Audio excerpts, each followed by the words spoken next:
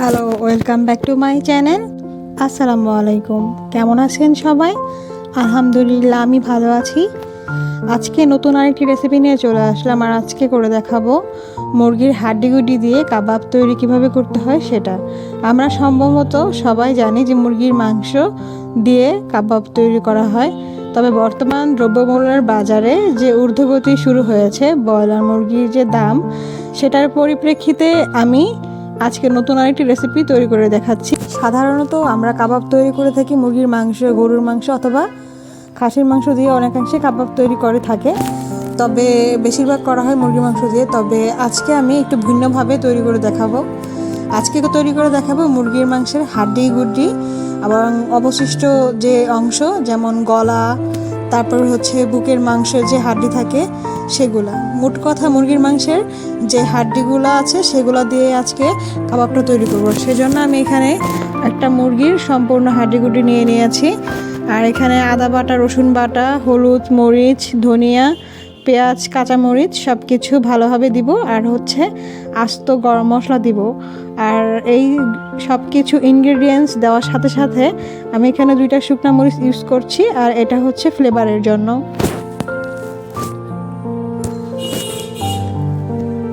এখন আমি এখানে ছোলা বুটের ডাল যেটা হয় সেটা দিয়ে দিচ্ছি। এখানে হাফ কেজির থেকে একটু কম ডাল নিয়েছি, আর মুরগির মাংসর পরিমাণটা অনেকটা কাছাকাছি, 2টা 1:1 বলা যায়।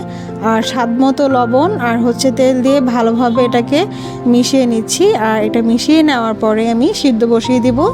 আর মোটামুটি টাইম নিয়ে সিদ্ধ করতে হবে, যেহেতু আমি আজকে মাংস দিয়ে করিনি, আজকে আমি এখানে হাড্ডি দিয়েছি, আর সেজন্য একটু টাইমলি সময় সাপেক্ষ ব্যাপার, একটু সিদ্ধ করে নিতে হবে যতক্ষণ না পর্যন্ত মাংসের হাড্ডিগুলা একদম নরম না হচ্ছে আর ডালটা পুরোপুরি সিদ্ধ না হচ্ছে। পরিমাণ মতো পানি দিয়ে দিচ্ছি, আর এখন চুলায় বসিয়ে দিব। বাই দ্য ওয়ে, এটাতে কিন্তু মুরগির মাংস দেওয়া হয়নি, তাই বলে যে মুরগির মাংসের যে কাবাবের টেস্ট হয় সেরকমটা হবে না। ব্যাপারটা একদমই এরকম না, একদমই সেম টেস্ট থাকে।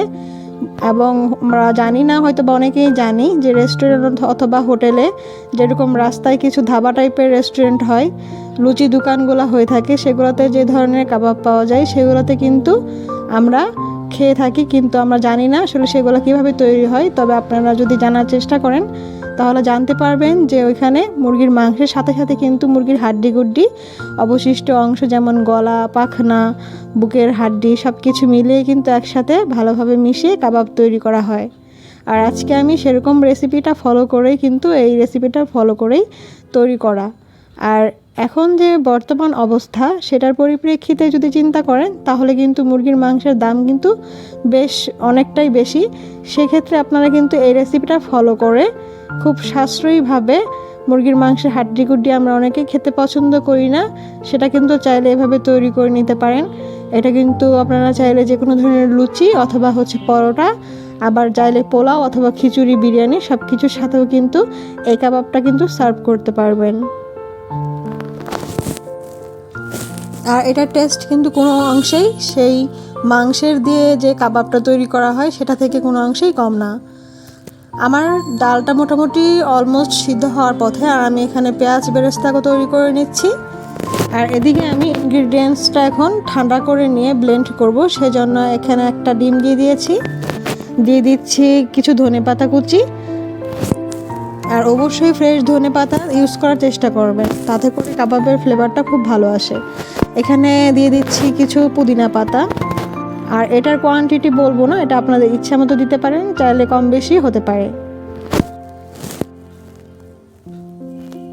এখানে আমি সিদ্ধ করে রাখা ঠান্ডা করে নেওয়া ডালটা দিয়ে দিচ্ছি মাংস সহ।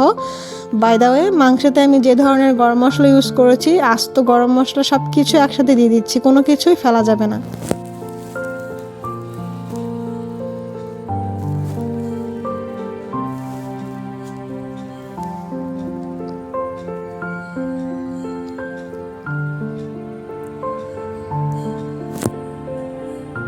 দিয়ে দিব পেঁয়াজ বেরেস্তা। আর এখানে আমি 1 কাপের মতো পেঁয়াজ বেরেস্তা দিয়েছি। আর এটা দেওয়ার কারণ হচ্ছে কাবাবের মধ্যে এই পেঁয়াজ বেরেস্তা না দিলে চলেই না, একদম ফ্লেভারটা ভালো আসে। এখানে দিয়ে দিচ্ছি আমি ভাজা জিরে গুঁড়া আর গরম মশলার গুঁড়া।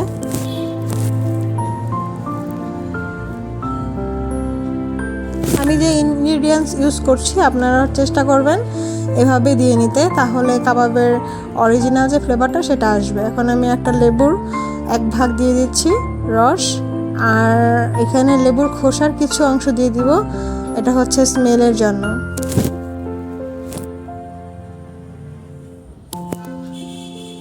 বাই দ্য ওয়ে, এখন পর্যন্ত যারা আমার চ্যানেলটি সাবস্ক্রাইব করেনি তারা কিন্তু অবশ্যই চাইলে চ্যানেলটি সাবস্ক্রাইব করে পাশে থাকা বেল আইকনে ক্লিক করে রাখতে পারেন। আর যারা অলরেডি এই কাজটি করে ফেলছেন আপনাদেরকে অসংখ্য ধন্যবাদ।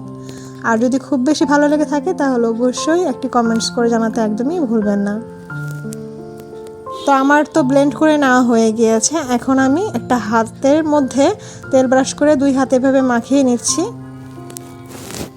আর এতে করে কাবাবটা তৈরি করতে হাতে লেগে যাবে না, খুব সুন্দরভাবে কাবাবটা শেপ দিয়ে নিয়ে তৈরি করা যাবে।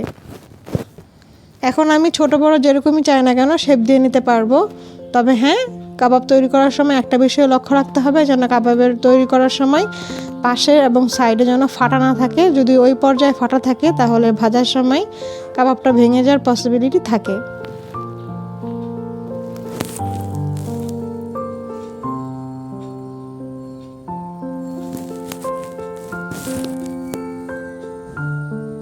চারপাশে চেপে চেপে খুব সুন্দরভাবে আমি কাবাব তৈরি করে নিচ্ছি।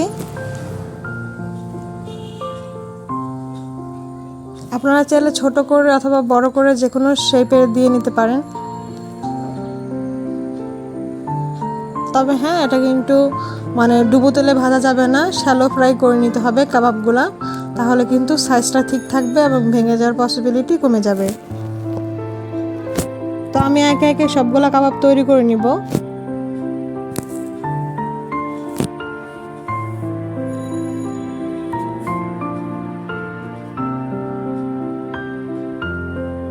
আর এভাবে একটি প্লেটের মধ্যে ছড়িয়ে নিয়েছি কাবাব, আর এভাবে ডিরেক্ট ডিপ ফ্রিজে রেখে দিব 1 থেকে 2 ঘন্টার মতো ফ্রিজে ছড়িয়ে রাখার পরেই কিন্তু এটা জিপলক ব্যাগস অথবা কোনো বক্সে এখানে রেখে দিলেই কিন্তু ফ্রিজে সংরক্ষণ হয়ে যাবে।